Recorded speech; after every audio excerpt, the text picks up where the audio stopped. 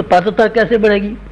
पात्रता बढ़ाने के लिए कोई बर्तन नहीं खरीदने पड़ेंगे आपको, या आपको स्टेनलेस स्टील के बर्तन खरीदने हैं कि पीतल के बर्तन खरीदने हैं।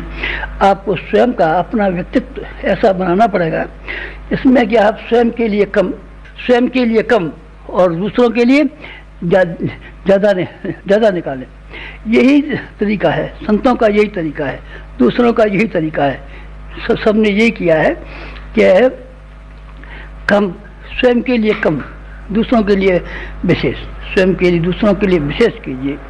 आज समाज को कितनी ज़्यादा आवश्यकता है हम कुछ कह नहीं सकते आपसे। जैसे जब से ये ज़मीन पैदा हुई है और जब से ये आसमान पैदा हुआ है, उस समय से लेकर के आज तक कभी भी ऐसा समय नहीं आया जबकि उनकी जो भावनाशील है, जिनके की कलेजा भी है, जिनका हृदय भी है, उन हृदय वाले और कलेजा वालों की सहायता की जितनी ज़रूरत इस इंसानियत को पहले पड़ी हो, ऐसा कभी हमको याद नहीं आता।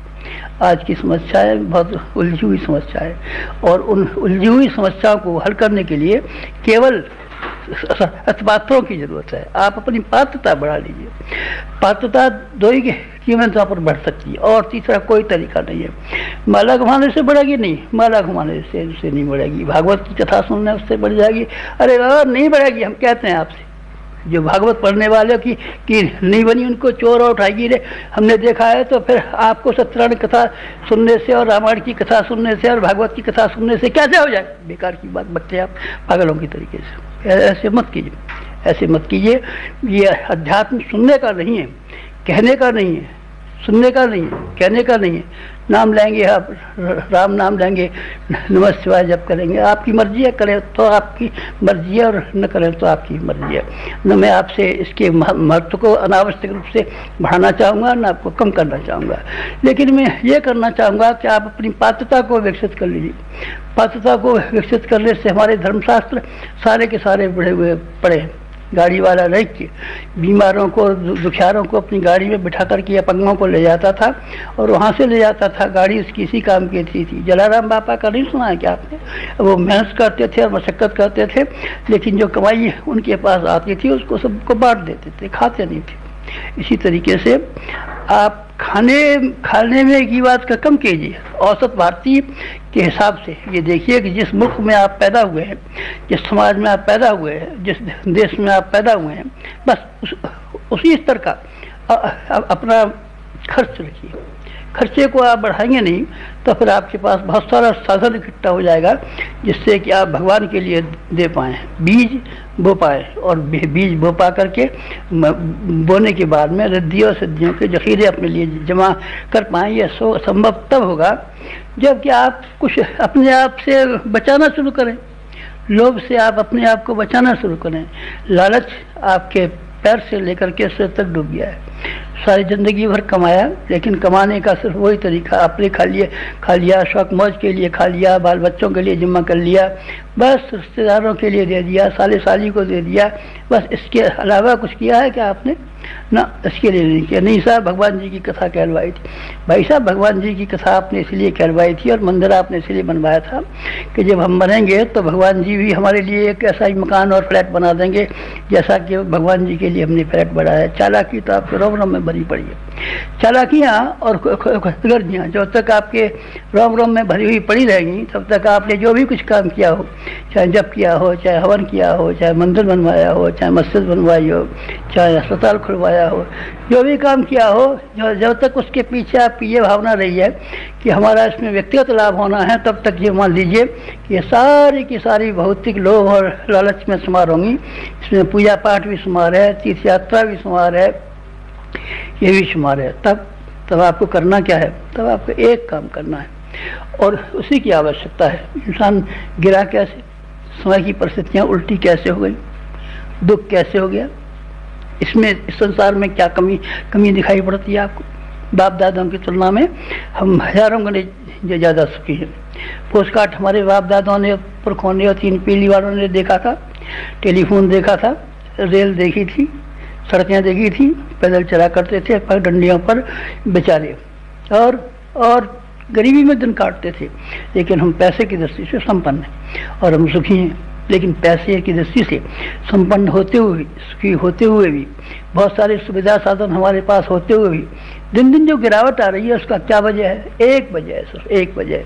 वो ये है कि इंसान के विचार, आदमी के ख्यालात, आदमी का दृष्टिकोण, आदमी का चिंतन ये नीचे गिरा है।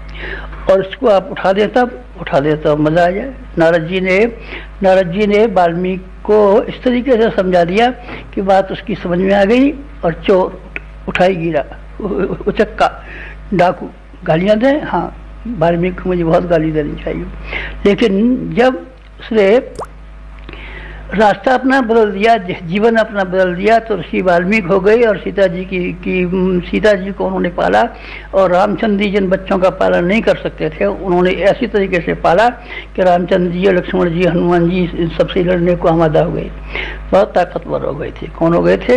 वाल्मीकि से हम नहीं, वाल्मीकि तो की तो शक्ति का क्या कहने का है। वाल्मीकि को जिन लोगों ने बताया, फिर आप वाल्मीकि के प्रश्न आ रहे, मैं नारद जी कर रहा हूँ जिन्होंने ज्ञान दिया। वाल्मीकि के पास क्या था, पहले क्या था और पीछे क्या था। पहले जो था उससे कुछ कमी हो गई होगी। पहले जिस घर में रहता होगा, जब वाल्मीकि झोपड़ी में रहने लगे होंगे तो उसके पास कुछ कमी आ गई होगी, ज़्यादा नहीं हुए होंगे, लेकिन इतने सामर्थ्यवान हो गए। उनकी सामर्थ्यवान का क्या ठिकाना। हनुमान से ज़्यादा ताकतवर थे, बहुत ज़्यादा ताकतवर। ये सब हनुमान जी पहाड़ उखाड़ते थे और लंका और उसको समुद्र को छलांगते थे। आपकी बात सही है, पर मैं ये कहता हूँ कि उन्होंने जिन छोटे छोटे नन्हे बच्चों को जिनको सिखा करके तैयार कर दिया था, उन्होंने हनुमान जी की भी पूंछ बांध दी। और लक्ष्मण जी कौन से वाले, जिन्होंने जो समुद्र को लेकर के, समुद्र के सामने जब अपना तीर कमान लेके खड़े हो गए थे और तो समुद्र सूखने लगा था, तो उसने कहा था महाराज क्षमा कर दीजिए। तो समुद्र को सुखा देने वाले लक्ष्मण जी और कौन और हनुमान जी, ये सब कितने बड़े जबरदस्त थे। लेकिन ये ज्ञान दे करके एक छोटी सी पहाड़न लड़की को उन्होंने पार्वती बना दिया, जगत माता बना दिया। अगर उनका ज्ञान न मिलता तब पार्वती बन जाती, नहीं तो पार्वती नहीं बन सकती थी। फिर एक पहाड़न रहती है और किसी पहाड़न के यहाँ उसकी शादी हो जाती, बस पहाड़न की पहाड़न रह जाती। और ध्रुव और प्रहलाद क्या हो सकते थे? कुछ भी नहीं हो सकते थे। राजकुमार जैसे होते हैं, शिकार खेलते रहते हैं, शिकार खाते रहते हैं और खुराफत करते रहते हैं, वैसा ही ध्रुव हो गया होता। राजा ने गोदी में बैठा लिया होता, प्यार से रखा होता, तो राजकुमार का यही हो सकता था। राजकुमार ध्रुव नहीं हो सकता था, ऐसा ध्रुव जो कि आसमान में अभी तक स्थिर है और सारे सूर्य उसकी परिक्रमा लगा रहे हैं, ऐसा नहीं बन सकता था। प्रहलाद भी ऐसे नहीं बन सकता था। ये किसकी के चमत्कार हैं? ये नारद जी के चमत्कार। नहीं साहब, नारद जी के नहीं, विचारणा थी, विचार पद्धति को बदल देने की वजह से ऋषि हो गए। ऋषियों के में क्या बात थी खास, बताइए जरा। ऐसे हाथ थे उनके, ऐसी पाँव से, ऐसी उसकी टांगें थी, ऐसे उनका सारा शरीर था जैसे हमारे आपके तरीके से हैं। ऐसे उनके दांत थे। जब ऋषि बुढ़े हो गए होंगे तो दांत ऐसे उखड़ गए होंगे जैसे कि हमारे।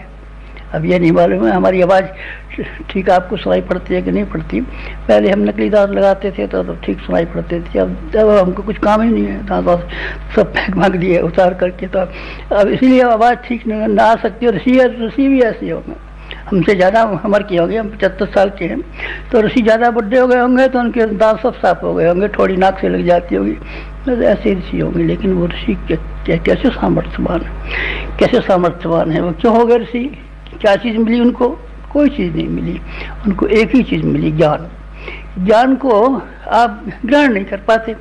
सुनते तो हैं आप, देखते भी हैं, पढ़ते भी हैं, लेकिन आप ग्रहण नहीं कर पाते। ग्रहण नहीं कर पाएंगे तब उसका चमत्कार, ज्ञान का चमत्कार किस तरीके से होगा?